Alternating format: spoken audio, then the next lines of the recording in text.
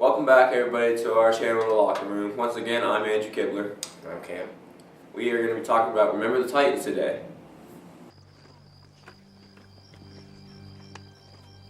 Wrong side! Left side! Left side! Left side! Left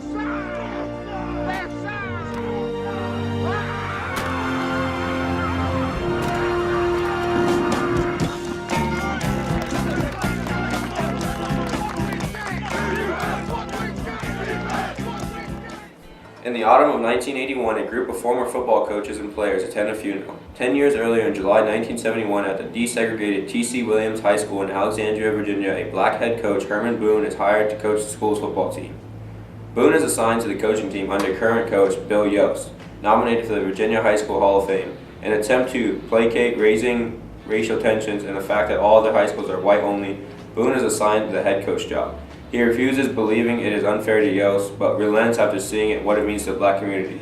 Yost is then offered the assistant coach's job by the school board and initially refuses, but reconsiders after the white players pledge to boycott the team if he does not participate. The black students have a meeting in the gymnasium and auditioning to play for the team until Boone arrives, but the meeting turns into a fiasco when Yost and white students interrupt. On August 15th, the players gather and journey to Gettysburg College, where the training camp takes place. As their days of training camp progress, black and white football team members frequently clash in racially motivated conflicts, including some between captains Gary Bertier and Julius Campbell.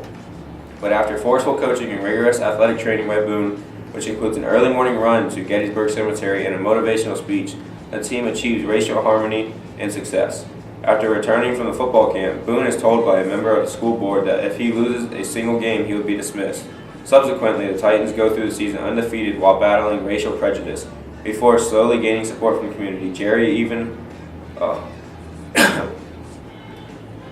even has his best friend Ray removed from the team because of his racism, following a game where he intentionally missed a block, which consequently led to the near season-ending injury of starting quarterback Jerry Rev Harris.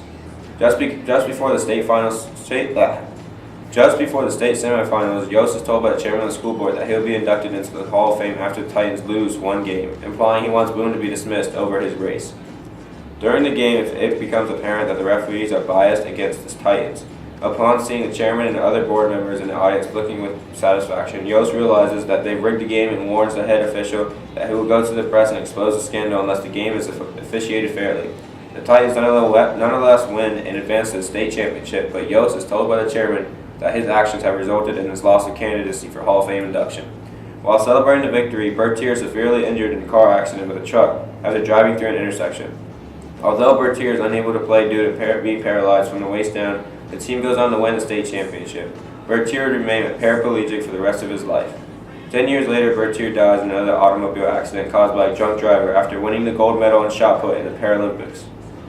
It is then revealed that his funeral the former football coaches and players are attending. In the epilogue, descriptions show the players and coaches' activities after the events in 1971. So, one of my favorite football films of all time. I probably watched this film over 30 times easily. It's just, I could say it word by word every time I watch it. Even my brothers and I, we just have inside jokes within the movie. It's just a great movie. It really shows how much society has changed as well. Like, not only during football, but as a community. That was the first desegregated school, and that was in Virginia, which is not really the best state for colored people to live in, but they really went all out on this one, and it's a true story, which makes it even better because that segregated team just silenced all the critics and went out there and won their games. And even though Coach Yost lost his Hall of Fame candidacy, he wanted to see his team go on and win. Yeah, I would agree with you. I think, I share the fact that I've watched it a lot. Every time I see it on TV, I think I'll click on it, no matter what part of the movie it's at.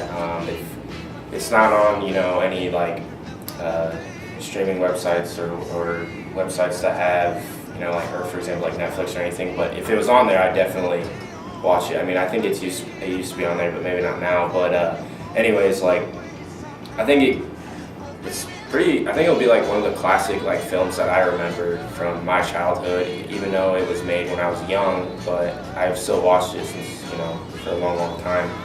And I just think it gives a good picture of like what that time used to be. It is a Disney movie, I believe, but it still shows like the tension that was between like players and their coaches and white and blacks and stuff like that. And I think that it kind of gives a good message that you can bond no matter what, and not even with race, but just like your football team or whoever, or whatever you're dealing. Overall, for me, easy A. It's one of the best football films, one of the best sports films of all time. Yeah, I mean, I would also say it's an A. I think that it's a movie that you should watch if you. I mean, some people might not like it, but I like sports, and I know he likes sports, and I think it's, even if you don't like sports, but I think you would enjoy the movie. That's why we're in the locker room. That's all for today. Like and subscribe. Thank you.